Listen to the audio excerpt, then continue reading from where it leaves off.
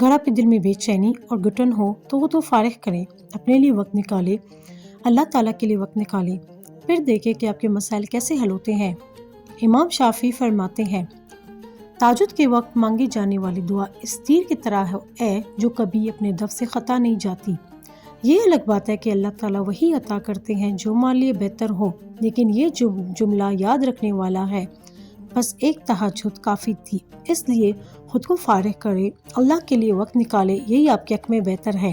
پھر ایک حدیث قدسی ہے، حضرت انس بن مالک روایت کرتے ہیں کہ رسول اللہ صلی اللہ علیہ وسلم نے فرمایا، اللہ تعالیٰ فرماتے ہیں، اے ابن آدم، اگر تم مجھ سے امید لگاؤ گے تو میں تمہیں معاف کروں گا، اگر تمہارے گناہ آسمان تک پہنچ جائے بلکہ بادلوں کی طرح جمع ہو جائے، پھر بھی اگر تم مجھ سے معافی مانگو گے تو میں تمہیں معاف کروں گا، بشرط تم سچے دل سے توبہ کرو، میرے پاس آؤ، مجھ سے بات کرو، مجھے پہچانو۔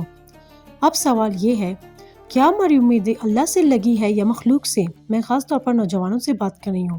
میں حیران ہوتی ہوں کہ ہم ایک انسان کے لیے راتیں جاگ لیتے ہیں، اپنی زندگیاں، اپنے فیصلے، حتیٰ کہ اپنا کیریئر بھی بدل دیتے ہیں، کسی ایک انسان کو پانے کے لیے اس کے پیچھے دوڑتے ہیں، اور آخر میں اکثر ہمیں فائدے نہیں بلکہ صرف ندامت ملتی ہے۔ یہی وہ مثالیں ہیں جو اللہ تعالیٰ میں قرآن اور حدیث میں سمجھاتے ہیں، مجھ سے امید لگاؤ، میرے پاس آؤ، مجھ سے مانگو، پھر دیکھو میں کیسے تمہارے مسئلے حل کرتا ہوں۔ امید کے موضوع پر ابن تیمیہ نے ایک کتاب لکھی ہے جس کا نام ہے غم سے نجات۔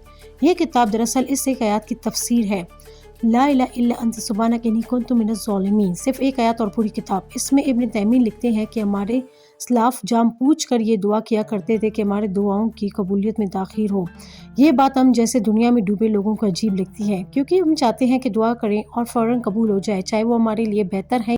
لیکن اسلاف اس دعا کو اس لیے پسند کرتے تھے کہ جب انسان دعا میں ہوتا ہے تو اس کا تعلق اللہ سے مضبوط ہو جاتا ہے، اور وہ اس تعلق کی لذت محسوس کرتے تھے۔ وہ تکلیف میں بھی اللہ سے جڑے رہنے کو نعمت سمجھتے تھے۔ میں آپ کو یہی سمجھانا چاہتی ہوں کہ زندگی میں مصیبتیں، مشکلیں اور مختلف مراحل آتے رہتے ہیں۔ اگر مراحل میں آپ اللہ سے جڑ جائے تو آپ کے لیے خیر ہی خیر ہے، اور یہ مراحل میں آپ اللہ سے دور ہو جائے تو پھر یہی مرحلے شر بن جاتے ہیں۔